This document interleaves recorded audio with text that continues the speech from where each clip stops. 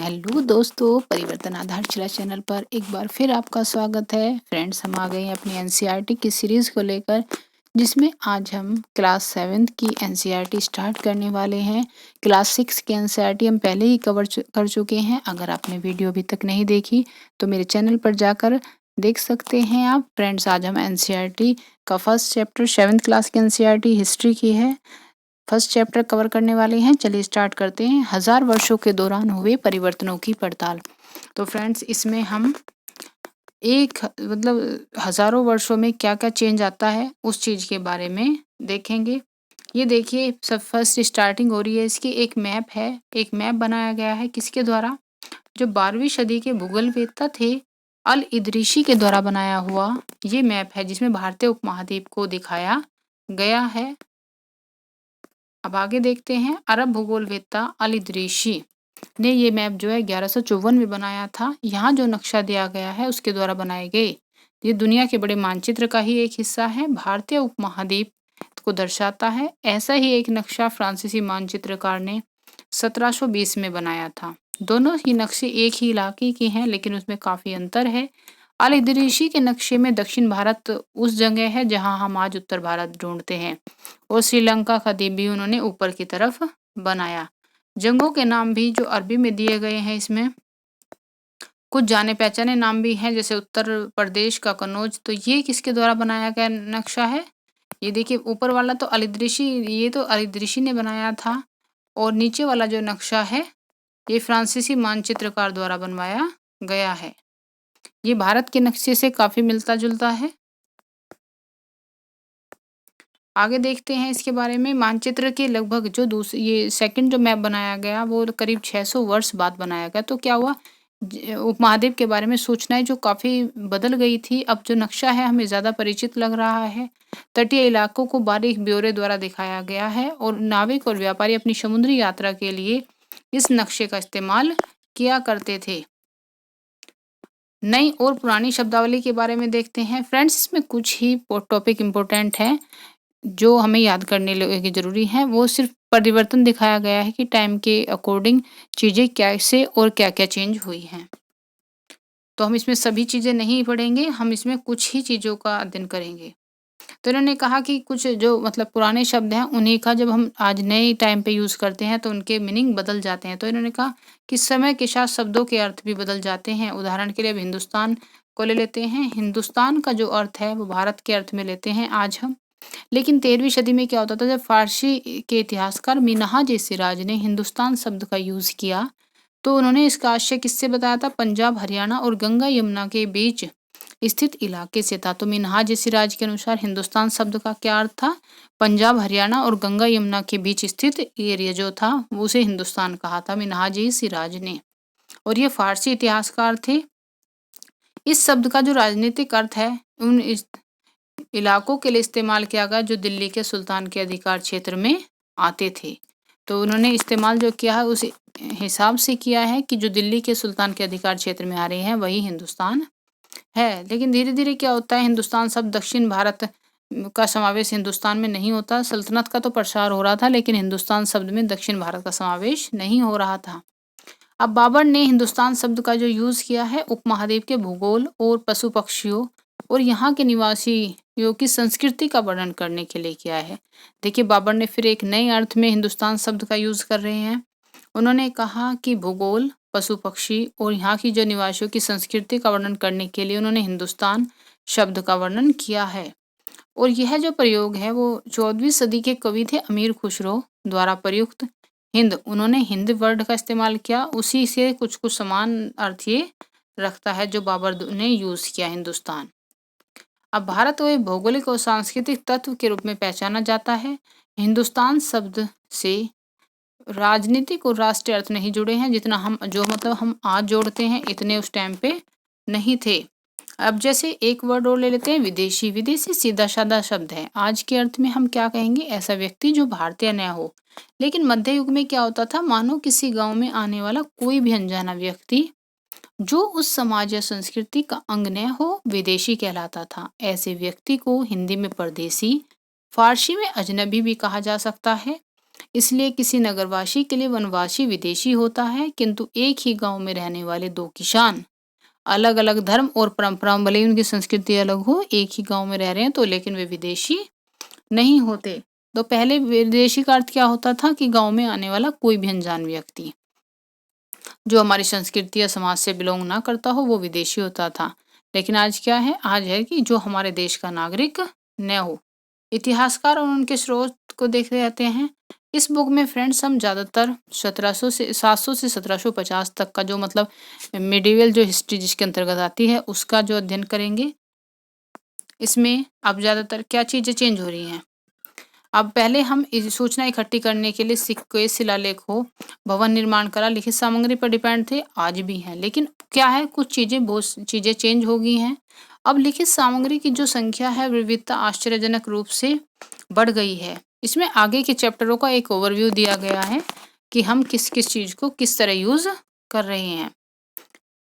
पहले ये देख लेते हैं कागज का मूल्य। अब कागज के मूल्य से समझते हैं कि 13वीं सदी के मध्य एक विद्वान को एक पुस्तक की प्रतिलिपि की जरूरत पड़ती है और उसके पास कागज नहीं था तो उसने क्या करा, उसने एक पुरानी प्रतिलिपि को धो डाला, साफ कर दिया जिसकी उसे जरूरत नहीं थी और उसके कागज को इस्तेमाल करने नई पांडुलिपि लिखने के लिए कर लिया।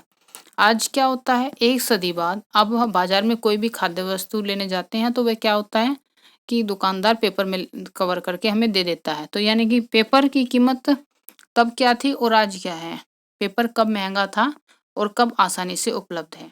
चलिए आगे देखते हैं। अब आगे क्या हो रहा है कि जो इतिहासकार सूचनाओं के दूसरे प्रकार के स्रोतों का भी इस्तेमाल धीरे धीरे कम करने लगे थे। अब क्योंकि कागज का यूज हो रहा है तो दूसरी चीजों के लिए जो खुदाई वगैरह पे ज्यादा डिपेंडेंसी थी पहले से, वो अब क्या हो रही थी, वो कम हो रही थी। लोग धर्म ग्रंथ, शासकों के वृत्तांत, संतों के लेखन, दस्तावेज, मतलब जो भी लिखित चीजें थी अब ज्यादातर इनका यूज हो रहा है। धनी व्यक्ति, शासक, जनमठ पांडुलिपियां एकत्रित करके क्या करते थे, इन पांडुलिपियों को पुस्तकालयों और अभिलेखागारों में रखा जाता था और इन्हें इससे इतिहासकारों को बहुत सारी विस्तृत जानकारी मिलती थी। लेकिन साथ ही इनका उपयोग कठिन भी होता था। कठिन किस लिए होता था, अब पहले अभिलेखागार देख लेते हैं फिर आगे देखेंगे। अभिलेखागार कहा जाता है ऐसा स्थान जहां दस्तावेज और पांडुलिपियों को संग्रहित किया जाता है। सभी राष्ट्रीय और राज्य सरकारों के अभिलेखागार होते हैं जहां वे अपने तमाम पुराने जो अभिलेख होते हैं और लेन देन के ब्यौरों को रिकॉर्ड को रखते हैं।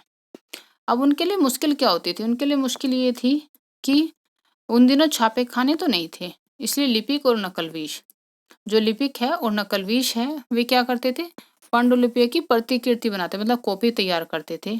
और अगर हमने किसी भी, जैसे हम किसी अपने मित्र से कॉपी करते हैं उसके वर्क को, तो ऐसा होता है कि हमारे कभी कभी कुछ चीज़ें समझ में नहीं आती तो हम उसका मजबूर होकर अंदाजा लगा लेते हैं कि शायद ये हुआ लिखा हुआ होगा। तो ऐसा ही होता था तब भी। और कुछ छोटे मोटे, लेकिन धीरे धीरे क्या होता था उसमें बहुत सारे अंतर आ जाते थे। अगर 10 व्यक्ति ने एक ही चीज को बार बार कॉपी करके लिखा है तो पहले वाली पांडुलिपि में और लास्ट वाले में बहुत ज्यादा चेंज आ जाता था। तो छोटे मोटे फेरबदल करके चलते थे वे, कुछ भी नेचुरल भी, कुछ भी फेरबदल अपने आप से भी कर लेते थे। कहीं कोई शब्द, कोई वाक्य, कोई चीज समझ में नहीं आ रही उसे चेंज कर देंगे। तो एक गंभीर समस्या उत्पन्न हो जाती थी कि मूल पांडुलिपि शायद ही कहीं मिलती है। तो अब कॉपी मिलने लगी तो उन्हें कॉपी पे ज़्यादा डिपेंड रहने लगे। तो अब क्या होता था कि मूल पांडुलिपि मुश्किल से ही कहीं मिल पाती थी और इसी तरह हमारे द्वारा बनाई गई लिपि को द्वारा बनाई गई प्रतिलिपियों पर ही पूरी तरह निर्भर रहना होता था। कई बार क्या होता था कि लेखक जो है स्वयं भी मूल वृत्तांत में संशोधन कर देते थे, लेखक खुद भी कर लेते थे। अगर कोई चीज़ उन्हें आज के परिवेश में अच्छी लग रही है तो वे क्या करते थे, उसे आज के अकॉर्डिंग कर देते थे। 14वीं सदी के इतिहासकार जियाउद्दीन बर्नी ने अपना पहला वृत्तांत 1356 में लिखते हैं और दूसरी बार इसके 2 वर्ष बाद लिख रहे हैं। दोनों में अंतर है। 1971 तक इतिहासकारों को पहली बार वृत्तांत की जानकारी ही नहीं थी। 1971 तक पुस्तकालयों के विशाल संग्रहों में यह कहीं दबा पड़ा था। नए सामाजिक और राजनीतिक समूह को देख लेते हैं। नए सामाजिक और राजनीतिक समूह में धीरे धीरे क्या अंतर आ रहे हैं, हमें यही देख रहे हैं कि नई प्रौद्योगिकी के दर्शन हमें हो रहे हैं। सिंचाई में रहट, कटाई में चरखे आ गए हैं, युद्ध में आग्नेय शास्त्र, अब खान पान में आलू, मक्का, मिर्च, चाय, कॉफी का यूज होने लगा। ये तमाम परिवर्तन प्रौद्योगिकियों और फसलों में आ रहे हैं। इस युद्ध में इस युग में लोगों की गतिशीलता एक स्थान से दूसरे स्थान पर जाना अब ज़्यादा बढ़ जाता है। अवसर की तलाश में लोगों के झुंड दूर दूर तक यात्राएं करने लगे। इस उपमहाद्वीप में अपार संपदा और अपना भाग्य गढ़ने के लिए अपार संभावनाएं भी मौजूद थी। इस काल में जिन समुदायों का महत्व बढ़ा उनमें एक समुदाय कौन सा है? उनमें एक समुदाय है राजपूत, जिसका जो नाम है वो राजपुत्र अर्थात राजव के पुत्र से निकला है। 8वीं शताब्दी 8वीं से 14वीं के बीच यह नाम आमतौर पर योद्धाओं के उस समूह के लिए प्रयोग किया जाता था जो क्षत्रिय वर्ण होने का दावा करते थे। तो किसके लिए राजपूत यूज किया था? जो क्षत्रिय वर्ण होने का दावा करते थे। तो राजा और सामंत नहीं बल्कि सेनापति और सैनिक भी राजपूत के अंतर्गत आते थे। पूरे उपमहाद्वीप में इनकी मतलब गुणगान किए जाते थे। जो कवि थे वो भी राजपूतों का गुणगान और स्वामी भक्ति होने का उनका गुणगान करते थे।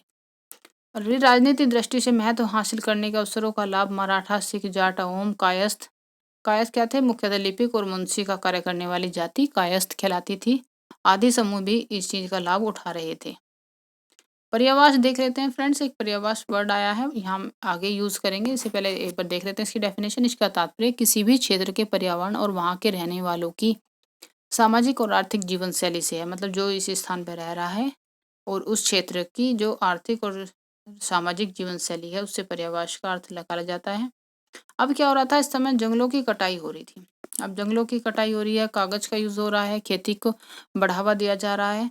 तो अब वनवासियों को मजबूर होकर अपना स्थान छोड़ना पड़ रहा था। पर्यावास में परिवर्तन करके मतलब जहाँ वे रह रहे थे उसे चेंज करके अब मजबूर होकर स्थान छोड़ना पड़ रहा था। कुछ वनवासी अब जमीन की जुताई करने लगे, कृषक बन गए। कृषकों को ये नए क्षेत्रीय समूह, क्षेत्रीय बाजार, मुखिया, पुजारी, मठ और मंदिरों से प्रभावित होने लगे थे। अब ज्यादातर उन्हें कर चुकाने पड़ते थे। स्थानीय मालिक वर्ग की बेगार करनी पड़ती थी। किसानों के बीच आर्थिक और अब सामाजिक अंतर उभरने लगे हैं। क्या हुआ कि किसानों के बीच अब सामाजिक और आर्थिक अंतर उभरने लगे। कुछ के पास ज्यादा उपजाऊ जमीन होने लगी, कुछ मवेशी भी पालते थे, कुछ लोग दस्तकारी आदि का कुछ काम कर लेते थे। अब क्या हो रहा है? समाज में अंतर बढ़ता जा रहा है। उन्हें ऊंचा नीचे का दर्जा दिया जाने लगा। ये दर्जे स्थायी नहीं थे। किसी जाति के हाथों में कितनी सत्ता, प्रभाव और संसाधनों का नियंत्रण है, इसके आधार पर उसके दर्जे बदलते रहते थे। एक ही जाति किसी भी क्षेत्र में कोई दर्जा हो सकता था और किसी अन्य क्षेत्र में कोई और। मतलब एक जाति का अलग अलग क्षेत्र में कुछ अलग अलग दर्जा हो जाता था। अब क्या था इसमें कि सभा भी होती थी नियमों का पालन करवाने के लिए। कुछ ऐसे हो गए कि उनके बीच व्यवहार का नियंत्रण, अगर उनका व्यवहार ज़्यादा गलत हो रहा है तो वे क्या कहते थे, व्यवहार नियंत्रण कराने के लिए सभा करवाई जाती थी, जाति पंचायत होती थी, गांव के रिवाजों का पालन करना पड़ता था, मुखियाओं का शासन होता था। एक ही छोटी इकाई भर थी राज्य की। एक क्या होता था? गांव मिल मिलाकर वे एक छोटी सी इकाई भर होती थी। क्षेत्र और साम्राज्य की बात करें अब हम, चोल, तुगलक या मुगल, ये बड़े बड़े जो राज्य हैं के अंतर्गत कई सारे क्षेत्र आते थे। दिल्ली के सुल्तान गयासुद्दीन बलबन, जिसका टाइमिंग पीरियड 1266 से 1287 तक था, की प्रशंसा में एक संस्कृत प्रशस्ति में उसे एक विशाल साम्राज्य का शासक बताया गया है, जो पूर्व में बंगाल, गोड से पश्चिम में अफगानिस्तान के गजनी गज्जन तक फैला हुआ था, जिसमें संपूर्ण दक्षिण भारत द्रविड़ भी आ जाता था। गोड, आंध्र, केरल, कर्नाटक, महाराष्ट्र, गुजरात आदि भिन्न भिन्न क्षेत्रों के लोग उसकी सेना के आगे से पलायन कर जाते थे। क्या होता था कि उसकी सेना के वहां से हट जाते थे।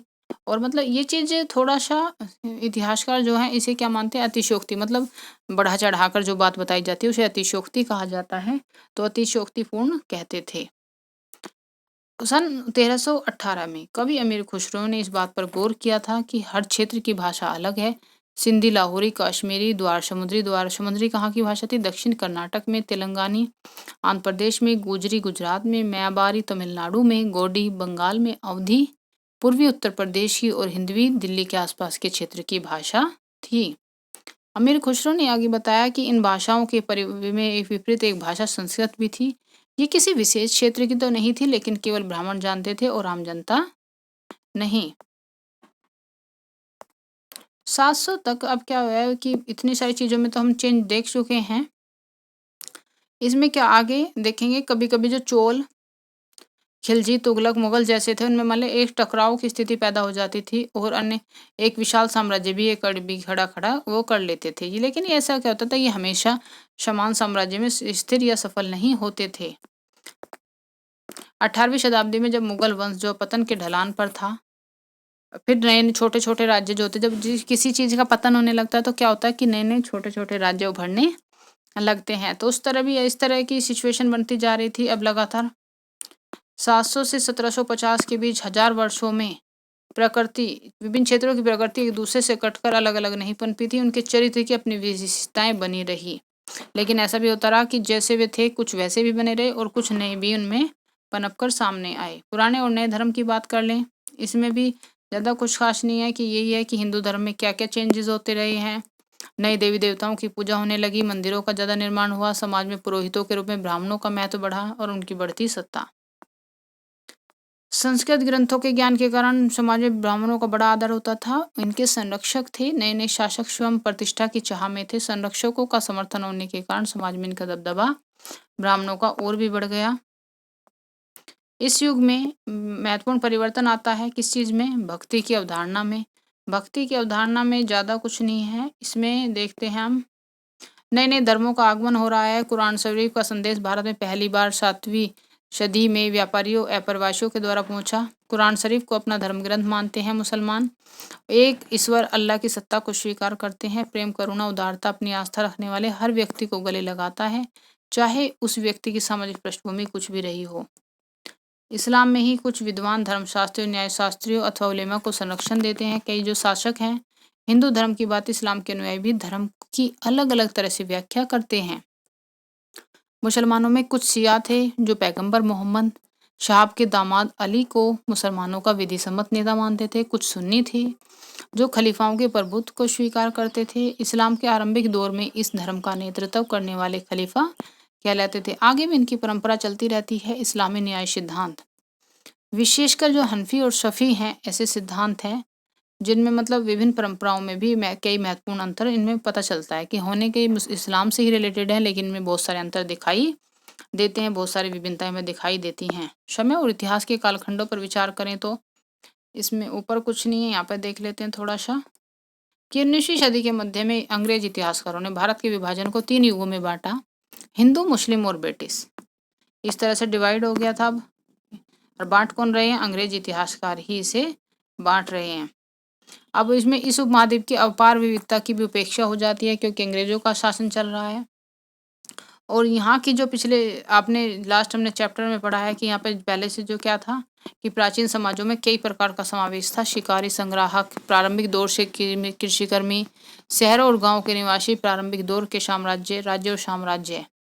इससे ज़्यादा जो अब हम पढ़ने वाले हैं अब क्या है, अब हम मध्यकालीन इतिहास पढ़ेंगे। लास्ट हमने 6th क्लास में जो हिस्ट्री पढ़ी है वो ज़्यादा हमने प्राचीन भारत से रिलेटेड पढ़ी है। तो इसमें अब अनेक बदलाव होने लग रहे हैं। अब बदलाव क्या क्या होंगे ये हम आगे के चैप्टर में देखेंगे। इसमें ज़्यादा कुछ नहीं है। इसमें ये है कि अगर हमें कुछ मेंस में इससे क्वेश्चन मिलते हैं तो हमें इसे पढ़ने के बाद लिखने में ईजी हो जाता है कि हम अगर कोई हमारे से यही पूछे प्राचीन काल से मध्यकाल के बीच आपको क्या क्या अंतर दिखाई देते हैं तो हमें यही चीज़ें लिखनी होंगी।